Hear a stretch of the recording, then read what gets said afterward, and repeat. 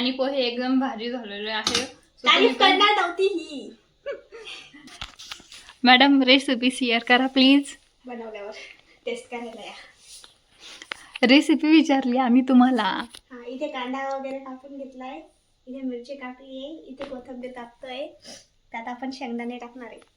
आमचे पोहे बनवायला सुरुवात झालेली आहे. हे बघा, पहिले तर कढई ठेवणं आहे, तेल, त्यानंतर त्याच्यामध्ये टाकणं आहे तेल. तेलच नाही टाकलं. तेल तापलेलं नाहीये तरी पण आमच्या मॅडमने टाकली दिलेले मोहरी. तर आता हिला गरम होस तर तसंच ठेवायचं आहे. तर त्याच्यामध्ये आपण पोह्यामध्ये हळद ॲड करून घेतोय आणि त्याच्यानंतर इकडे पण तेल गरम होतंय. सो आम्ही इथं कापून घेतलेले कांदा, मिरच्या, कोथिंबीर आणि शेंगदाणे. बघू शकता इथं तेल आणि मोहरी दोन्ही पण गरम झालेले आहे आणि मोहरी ही भाजलेली आहे. तर आपण त्याच्यामध्ये टाकणार आहोत कांदा.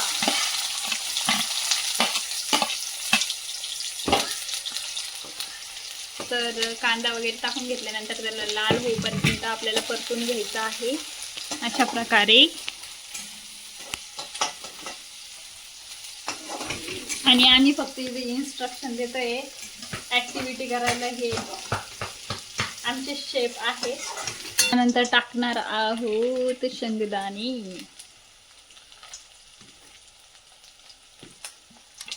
आणि मिरच्या पण दोन्ही पण आपल्याला सोबतच टाकून घ्यायचं आहे अशा प्रकारे.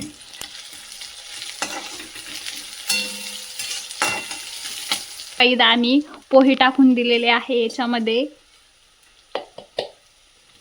आणि हे आपल्याला चांगल्या प्रकारे परतून घ्यायचे आहे. मीठ राहिलं. अरे हा, आमचे शेफ बोलले आहे मीठ राहिलं होतं, मीठ टाकलंय आता. हे बघा, हे आमच्या शेफने टाकलंय मीठ. तेल याला चांगलं परतून घ्यायचं आहे. तर आमच्या कॅमेऱ्यामध्ये तुम्ही बघू शकता की मागचे कपडे पण येते, पण तुम्ही त्याला बघू नका, फक्त आमचे पोहेच बघा. तर हे आमचे पोहे आता आपण याला 10 मिनिटं असे परतू घेणार आहे. आपले पोहे रेडी होऊन जाणार आहे. सो तुम्ही नाही, आम्हीच खाणार. आणि सगळ्यात शेवट आलं आहे कोरिअंडर. कोथिंबीर आलेली आहे. सो आपले पोहे रेडी होत आहे. आता बघू, मी खाऊन सांगणार आहे की पोहे कसे, जर चांगले नाही झाले तर ते पण सांगणार आहे, चांगले झाले तर ते नाही सांगणार आहे.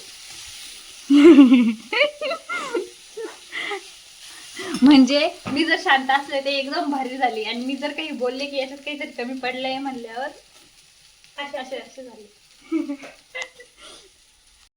A few moments later. आणि हे बघा, आमचे पोहे रेडी होत आहे आणि आम्ही थांबलेलोच आहे पोहे खाण्यासाठी आणि आमच्या पण पुढे थांबलेला आहे हा आमचा मावड्या. आमचे पोहे रेडी आहे आणि मी खाऊन सांगणार आहे ते कसे झालेले आहे.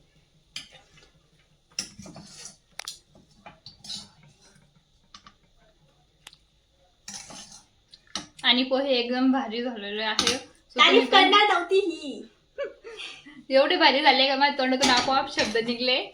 सो तुम्ही पण घरी ट्राय करा आणि तुम्ही पण खा.